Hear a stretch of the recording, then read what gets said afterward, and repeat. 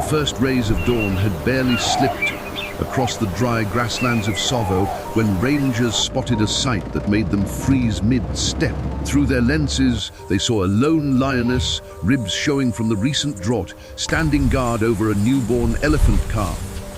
The tiny elephant, still wobbling on unsteady legs, leaned into her side as if she were his mother. At first, no one understood what they were seeing. Lions don't protect baby elephants, they hunt them. But that morning, something had broken nature's rules. The rangers scanned the horizon. The calf's real herd was nowhere in sight. Overnight, hyenas had likely scattered a migrating elephant family, and the newborn had been left behind. The lioness had found him first. Her name, according to the researchers' tags, was Nalani, an 8-year-old lioness who had recently lost her own cubs to a territorial clash. She hadn't been the same since. Her pride had moved on, but she had stayed behind, trapped in her grief. Biologists believe that in that moment, the flood of maternal hormones from her recent loss overrode her predatory instinct, a rare biological glitch, fueled by sorrow. She stared at the trembling calf not with hunger, but with recognition. When a pair of hyenas approached, drawn by the calf's distressed squeaks, Nalani did something that stunned the rangers. She stepped between the predators and the elephant, lowered her head, and gave a warning snarl so deep it shook the grass. The hyenas backed off, and that was the moment the story truly began. For the next several hours, Nalani nudged the baby forward, guiding him toward the shade of an acacia tree. When the calf collapsed from exhaustion, she lay beside him, shielding his small grey body with her tawny frame. No one dared intervene yet. The African bush follows ancient rhythms, but this rhythm had clearly changed. The first crisis came at sunset. The calf needed water, urgently. Newborn elephants can dehydrate within hours, and Nalani, being a lioness, had no way to feed him. Just as the team debated capturing the calf, Nalani made a decision of her own. She began nudging the calf north, toward the river. The trek was brutal. Visual note. Show shimmering heat waves rising from the ground. Heat radiated off the cracked earth, creating mirages in the distance. The calf stumbled repeatedly. Hyenas shadowed them. A pair of jackals circled from behind. Nalani faced each threat without hesitation, charging, roaring, even swiping with her claws. Every time danger came close, she placed her body between the calf and the world. It didn't make sense biologically, but grief doesn't follow biology, and neither, sometimes, does kindness. At last, long after the sun slipped away and the sky turned purple, they reached the riverbank. The baby elephant plunged forward, drinking and crying at the same time. Nalani collapsed beside him, exhausted but alert enough to scan the shadows. The rangers thought the miracle had ended here. They were wrong. The next crisis arrived before dawn. In the distance, the ground trembled, the unmistakable rumble of an elephant herd. By some stroke of luck or instinct, Nalani had guided the calf into the path of a returning matriarchal group. But this created the ultimate danger.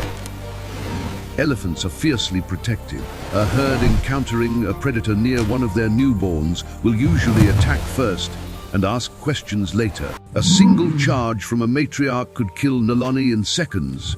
The rangers held their breath. The calf cried out, a thin, high trumpet. The herd froze. Then the lead female, a massive matriarch with torn ears and dust-covered tusks, strode forward. Nalani didn't run. She knew that to run was to trigger a chase, and a chase meant death. Instead, she flattened her body against the earth, ears pinned back, making herself as small as possible. A predator surrendering to prey. The matriarch's trunk hovered inches from Nalani's face, sniffing loudly. She was smelling the scent on the lioness. She didn't smell blood. She didn't smell the adrenaline of a hunt. She smelled the calf. For an agonizing 10 seconds, the only sound was the wind in the dry grass. The rangers prayed the matriarch wouldn't crush Nalani where she lay. Then the miracle happened.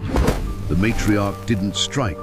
She simply exhaled, a long dusty breath that blew the mane back from Nalani's face. It wasn't a gesture of friendship.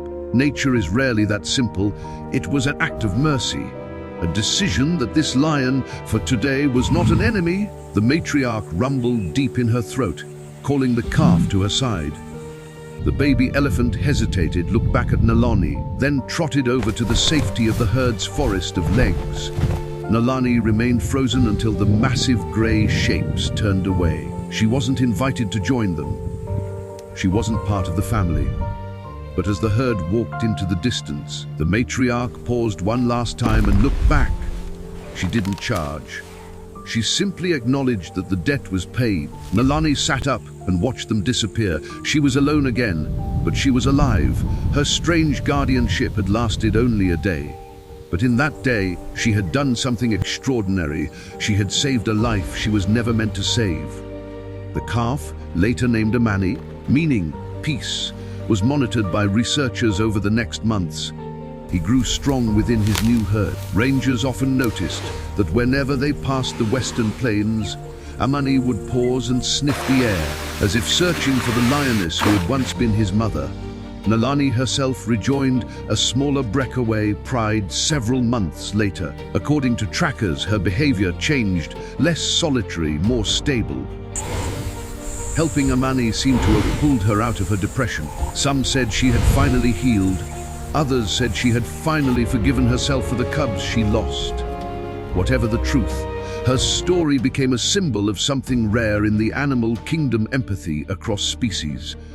A reminder that even in the harshest corners of nature, compassion can appear in forms we never expect.